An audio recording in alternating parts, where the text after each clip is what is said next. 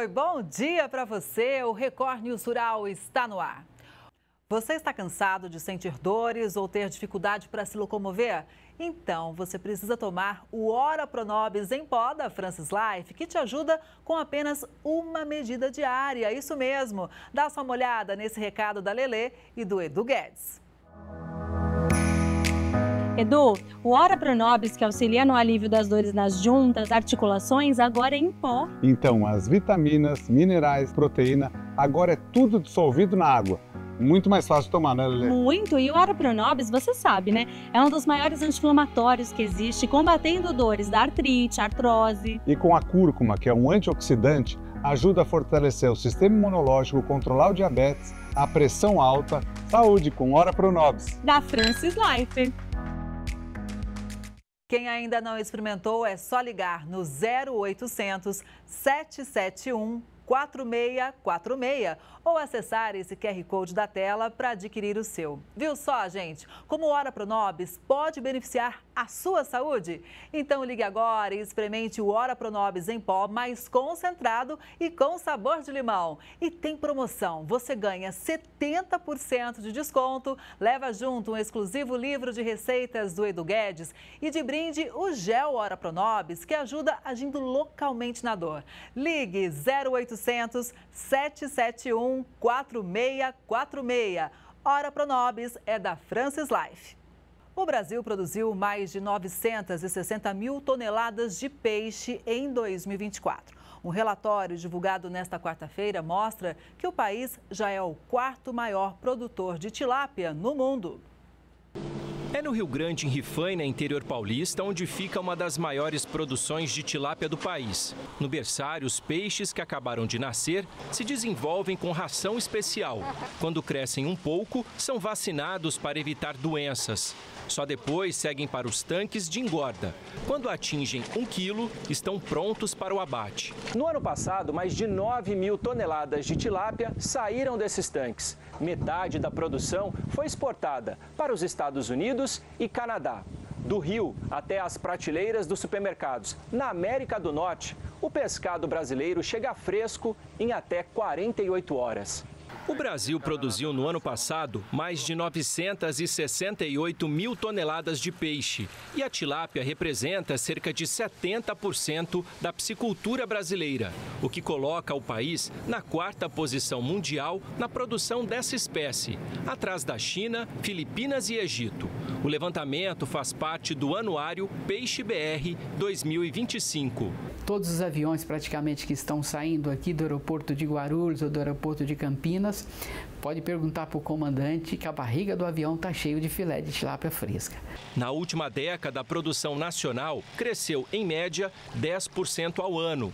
Mudanças climáticas, licenças ambientais e o aumento do consumo de peixe no Brasil são os desafios para assumir a liderança mundial na produção de tilápia. O americano adora o produto que ele dá gosto, né? Então ele põe na tilápia o gosto de curry, se ele quiser, né? Isso acabou caindo no gosto do norte-americano. É um dos principais itens de pescados que eles consomem. E os produtores de peixes estão animados com o crescimento da piscicultura lá em Goiás. O cenário no estado é favorável e algumas regiões já têm produção para abastecer os mercados interno e externo. A atividade que antes era vista apenas como lazer em pesque-pagues, hoje se expande para um setor com grande potencial econômico, impulsionado pela produção em cativeiro e o crescimento das exportações. Exportamos pouco ainda e a maioria das vezes só o filé de tilápia. Então eu acho que estamos num país que tem grande riqueza de água e precisamos dar atenção aos demais peixes para o crescimento da piscicultura no Brasil.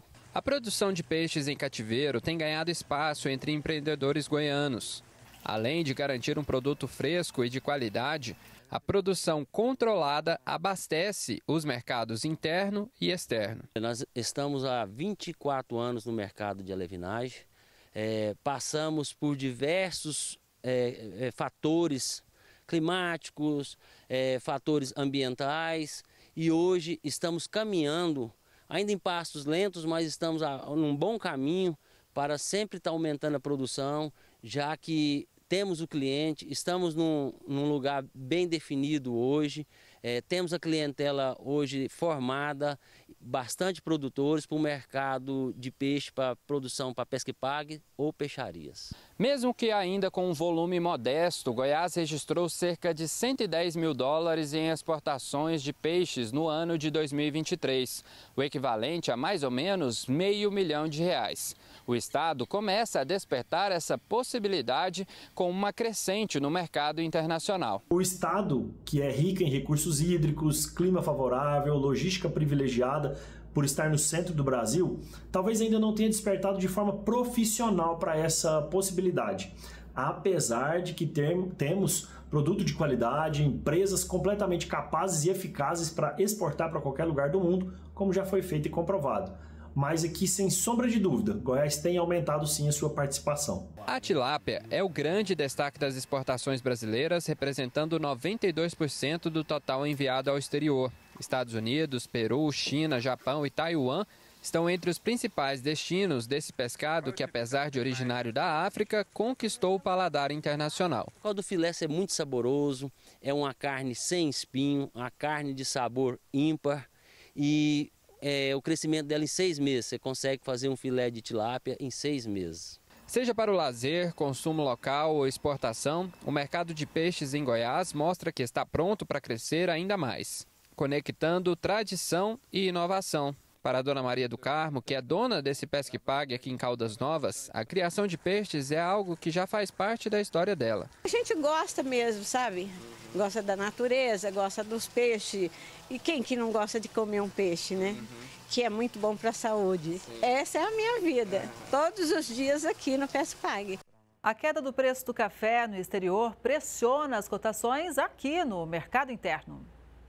Depois de subirem com força nas primeiras semanas de fevereiro, os preços do café arábica vêm caindo, conforme apontam levantamentos do CPEA. O indicador do grão, posto na capital paulista, abriu esta semana com a média de R$ 2.545 a saca de 60 quilos, um recuo de 5,7% em comparação à semana anterior. Pesquisadores explicam que a pressão veio da queda externa, atrelada a realizações de lucros e a ajustes técnicos, após fortes elevações registradas na Bolsa de Nova York nas primeiras semanas do mês. O CPEA destaca ainda que as desvalorizações acontecem mesmo em meio à oferta pequena no Brasil e às ondas de calor em importantes regiões produtoras, que podem prejudicar o desenvolvimento final das lavouras da nova temporada 2025-2026. Produtores consultados se mostram apreensivos.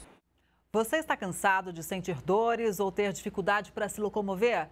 Então, você precisa tomar o Ora Pronobis em pó da Francis Life, que te ajuda com apenas uma medida diária. Isso mesmo. Dá só uma olhada nesse recado da Lelê e do Edu Guedes.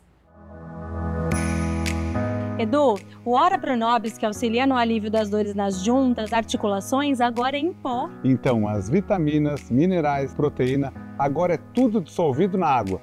Muito mais fácil de tomar, né, Lelê? Muito, e o Ora Pronobis, você sabe, né? É um dos maiores anti-inflamatórios que existe, combatendo dores da artrite, artrose. E com a cúrcuma, que é um antioxidante, ajuda a fortalecer o sistema imunológico, controlar o diabetes, a pressão alta. Saúde com Ora Pronobis. Da Francis Life.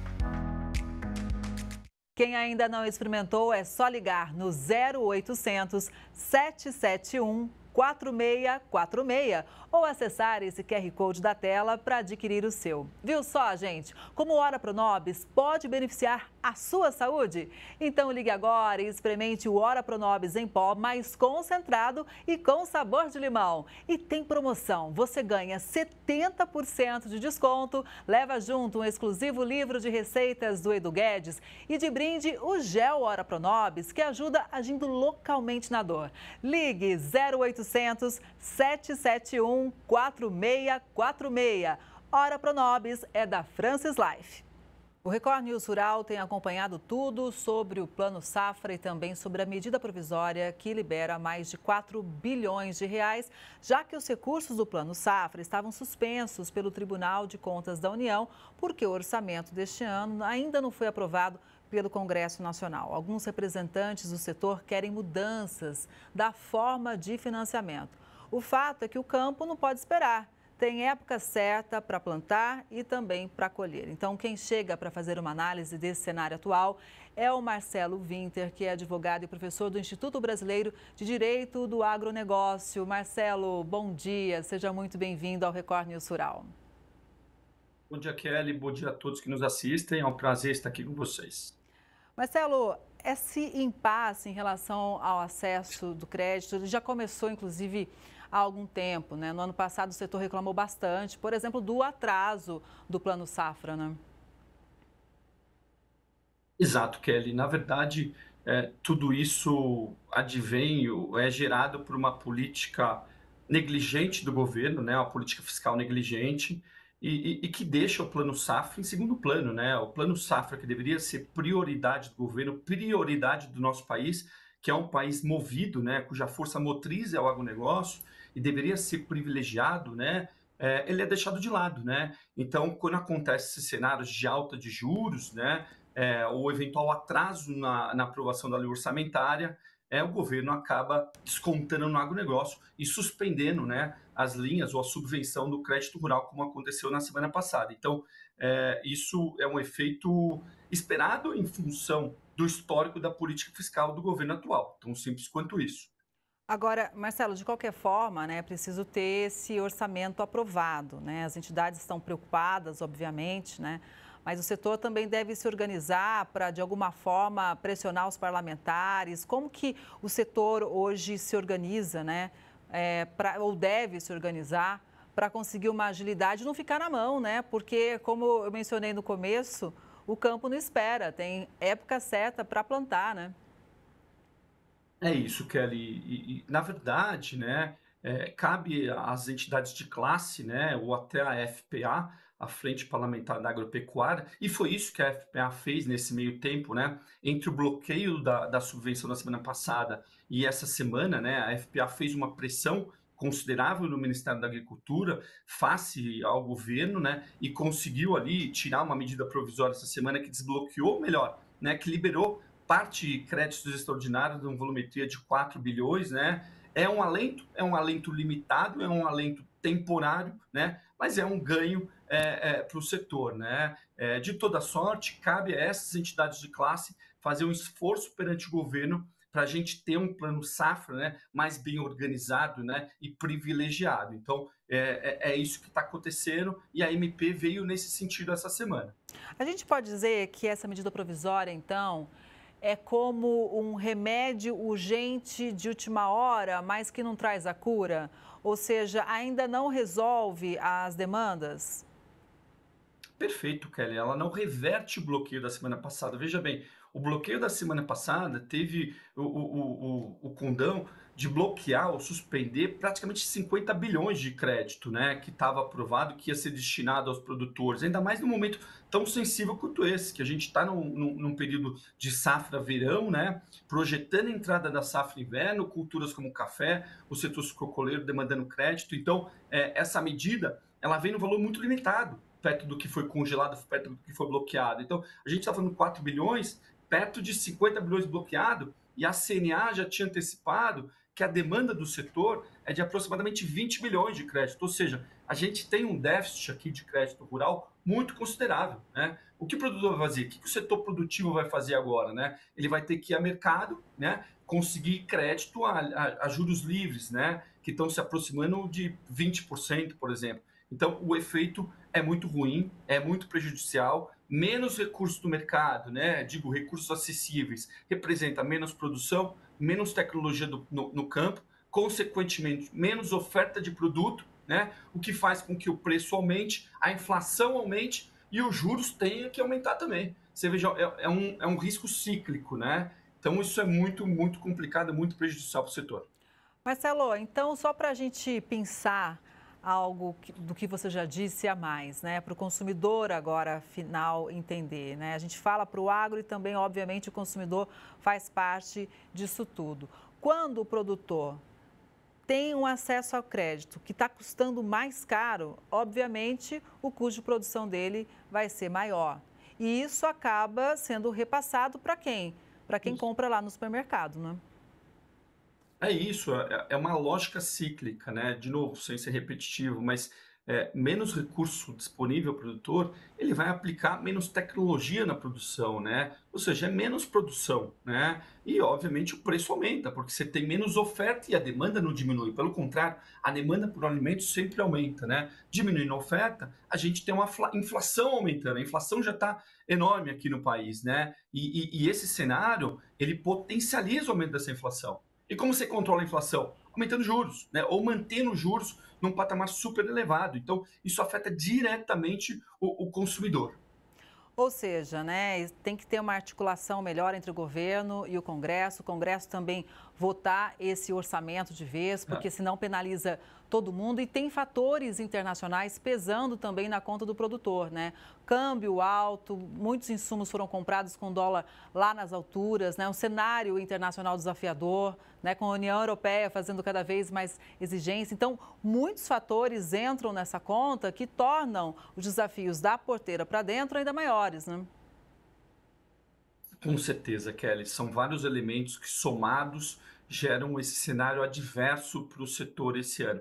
Evidentemente que é um setor super resiliente, é um setor que bate recordes atrás de recordes, mas sempre tendo que pular barreiras, sempre tendo que enfrentar essas adversidades que muitas vezes poderiam ser suprimidas pelo próprio governo, né? A gente precisa ter mais previsibilidade, a gente precisa ter mais planejamento, né, junto ao Plano Safra, né? E, obviamente, a entrada do mercado financeiro de capitais em complemento ao crédito rural, né, para fazer frente a essa crescente demanda de crédito para o setor, né, que é um setor que demanda capital intensivo, né, muito alavancado pela natureza do setor. O Brasil é gigante, né? A gente produz alimentos para nós e também para o mundo. Então, veja, como somos uma potência, precisamos olhar para o setor de uma forma também como ele merece. Agora, o fato é o seguinte, quando o produtor enfrenta muitos desafios, né, um reflexo é o número de pedidos de recuperação judicial. A gente já abordou isso aqui também, dizendo, olha, é um setor resiliente, mas muitos produtores, sim, enfrentaram problemas, né? Esse é um cenário que vem desde o ano passado, né? A gente teve no ano passado recordes, né, de pedidos de recuperação judicial, um número de insolvências muito grande. A perspectiva para esse ano continua, né, desafiadora nesse cenário. É bem verdade que a gente teve fatores externos no ano passado que prejudicou bastante a produção, né? A gente teve quebra de safra em algumas culturas, em algumas regiões. A gente teve o juro, a manutenção de juros super elevado, o câmbio invertido, o custo de produção muito alto. Então, tudo isso levou, né, essa situação adversa e alguns produtores optaram, né, por esse remédio, que é um remédio eventualmente legítimo, mas não para todos os cenários, né? O remédio não é o mesmo para todas as doenças, né, para todas as dores. Então, talvez a gente ainda tenha um ano com muita situação similar ao ano passado. Eu espero que todo o mercado também reflita sobre outras soluções para esse cenário adverso, né? Como opções de reestruturação, reperfilamento de dívidas, né? Enfim, um reforço de garantias, operações com ativos imobiliários.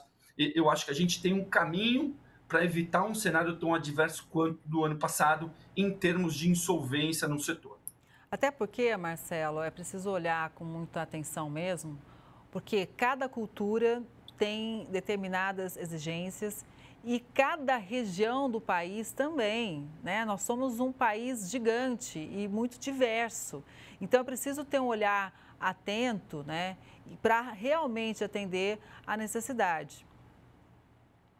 Exato, Kelly, você bem comentou, né? O Brasil tem tamanho continental, né? Tem múltiplas culturas. Felizmente, a gente tem grandes atributos aqui para fins de produção, mas no final do dia a gente precisa tratar culturas e regiões, cada qual com as suas particularidades, né? Eu acho que esse é um contexto muito válido mesmo. Agora, Marcelo, eu comentei, né, há pouco que no ano passado a gente viu um atraso do Plano Safra, né? Neste ano, o orçamento ainda não foi apreciado pelo Congresso Nacional. E muitos produtores estão preocupados sobre o que vai acontecer. Até porque você já mencionou aí algumas culturas que estão precisando de ajuda agora, de um financiamento com um juro mais baixo neste momento. O que pode acontecer com o agro, dependendo se demorar demais para, por exemplo, ser aprovado o orçamento, né? Além de quem não conseguir um acesso legal a crédito bancário, a gente pode ter, inclusive, um impacto de produtores desistindo de culturas, principalmente pensando nesses que já estão com uma situação mais complicada de recuperação judicial. Com certeza, o efeito é super prejudicial, porque você vai ter menos aplicação, né, de produtos de defensivos, enfim, de adubo ou de sementes melhoradas, né? É natural isso, quanto menos dinheiro, menos aplicação ali, né, de insumos na área produtiva. A gente vai ter muito produtor buscando fontes alternativas, né, fontes essas a juros livres que eventualmente fiquem insustentáveis no longo prazo, né? Não é toda a cultura, não é todo o empreendimento, toda a produção que consegue suportar os juros desse nível que se encontra hoje. Então, de novo, esse atraso no plano safra, ele gera esse efeito cíclico negativo, que afeta a produção, afeta a volumetria, tecnologia, né, da produção, e isso, consequentemente, prejudica a saúde financeira do produtor rural. Marcelo, hoje, de uma forma geral, quais são as principais demandas que chegam até o Instituto Brasileiro de Direito do Agronegócio? Olha, Kelly, um grande ponto aqui, que é até interessante essa oportunidade aqui, é a gente falar dessas fontes alternativas de recurso via mercado de capitais, né? A demanda por crédito é o principal, não problema, mas é a principal questão do setor, né? Como você acessar o mercado de capitais? O que é o mercado de capitais? Muitos não sabem nem o que é o mercado de capitais, que é basicamente um mercado de desintermediação bancária, né? Onde o demandante do crédito consegue acessar diretamente o investidor, o financiador, o credor, né? Sem passar por esse pagamento da taxa bancária, ali, do spread bancário. Então, eu acho que esse é um ponto muito importante, né? Para disseminar o conhecimento para o mercado, do que é o mercado de capitais e como acessar o mercado de capitais, como se beneficiar do mercado de capitais, né? Então, esse é um tema muito importante, talvez para uma outra oportunidade, mas para a gente explorar, né, e trazer o conhecimento para o setor produtivo. Olha, você pode acessar outras linhas, né? Não diria tão baratas quanto o crédito rural, mas complementares ao crédito rural, né? Até porque a gente fala muito, né, de tecnologia no campo ou de manejos diferentes, mas tudo muda, né? E, inclusive, o acesso ao crédito. Então, a informação, ela faz total diferença, porque nem sempre dá para você manter a mesma toada que mantinha na propriedade nos dias atuais, né? Exatamente, é natural, né? A evolução, né? De novo, não só dos meios de captação de recursos, mas em tudo, né? A tecnologia, enfim, métodos de produção, métodos de manejo, né? É muito diferente do passado que é hoje, que vai ser amanhã, né? E a gente cresce, né? Evolui em progressão geométrica, né? Então, nada mais natural do que a gente se atualizar, disseminar conhecimento, né? E abrir oportunidades para muitos. Eu acho que é um pouco na mesma linha. Marcelo, hoje falta informação ou o produtor, muitas vezes, ele fica um pouco resistente, por exemplo, a essas linhas de crédito que você citou? Eu acho que tem um pouco dos dois, tá, Kelly? Eu acho que falta um pouco de conhecimento, apesar do que isso está mudando um pouco, né? Os produtores, em geral, né? Os empreendimentos agropecuários estão se modernizando, né? Criando critérios de governança, até mesmo para acessar essas linhas alternativas, né? Então, isso está mudando bastante. Mas você também tem, por outro lado, uma resistência, né, da própria cultura do setor produtivo, né? De continuar enfim, na mesma dinâmica que sempre funcionou. Porque é bem verdade que o agronegócio sempre cresceu, né? Então, muitas pessoas têm o costume de manter, né, aquele famoso jargão, time que está ganhando não se mexe. Uhum. Então, a gente tem um pouquinho de resistência, um pouquinho de falta de conhecimento, né? Mas informação sempre é importante, né? Eu costumo dizer que informação é ferramenta estratégica. Marcelo, muito obrigada pela análise, viu? Um bom dia para você e até a próxima. Muito obrigado, Kelly. Foi um prazer. Prazer o nosso também. Obrigada mais uma vez. E o Record News Rural de hoje fica por aqui. Obrigada pela sua audiência. A gente se vê no próximo programa. Até lá!